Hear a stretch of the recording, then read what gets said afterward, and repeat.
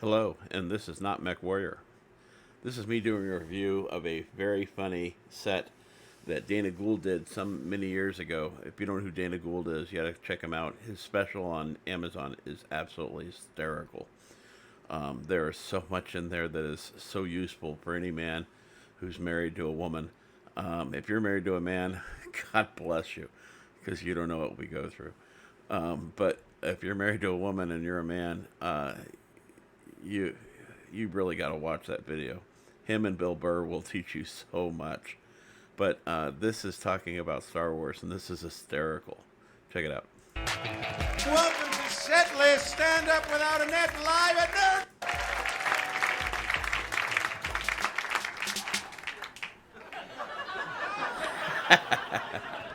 Well, first of all, episode 3 has been made.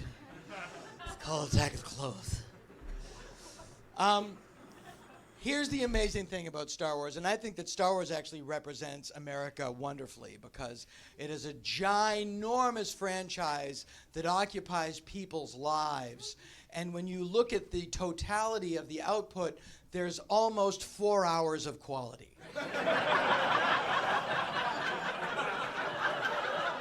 There was one scene in one of the movies where he's talking to the girl, and there's a robot flies up to the window and starts washing the windows behind This him. is the now, second anybody of who the knew what they were prequels. doing would go, cut, get that out of there, Attack please. of the Clones, I think it was. He actually spent money to put it in there. If he directed Jaws, like when the shark came up, there'd also be like a pelican fighting a hang glider. I want to watch this. No, well, there's also this. Because people need to hear no. Look, I'm going to draw a crazy analogy. Pol Pot. That is the mentality that leads you to Jawas slipping on tauntaun shit in Mos Eisley. You need to hear the word no.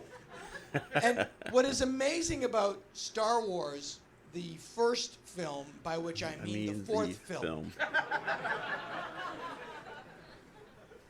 it is not dated in the effects. It is dated in the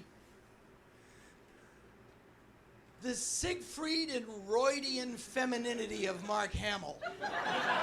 Yeah. No argument. In today's cinema market, you could never have the hero of the movie going, but I was on my way to Tashi Station to pick up some power converters.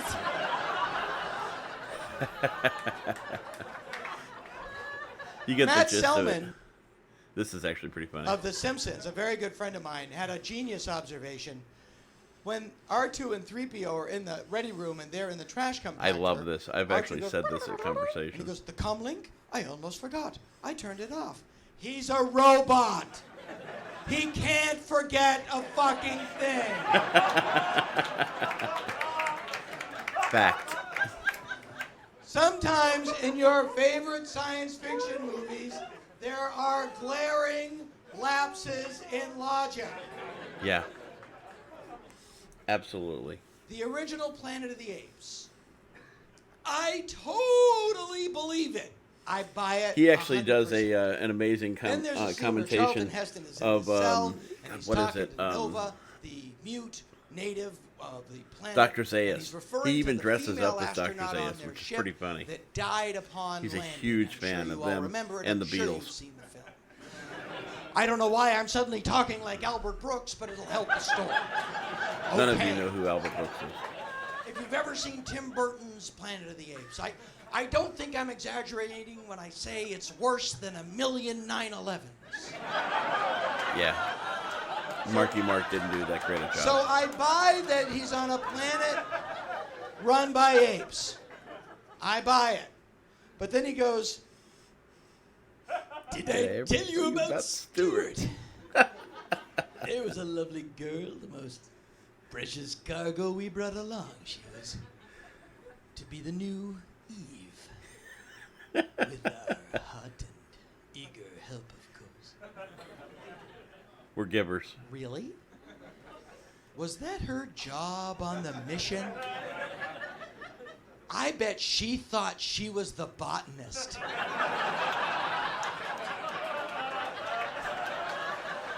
But that movie was at least palatable as opposed to the vast and I would say unconscionable religion that has grown up around the Star Wars films that I find inconceivable.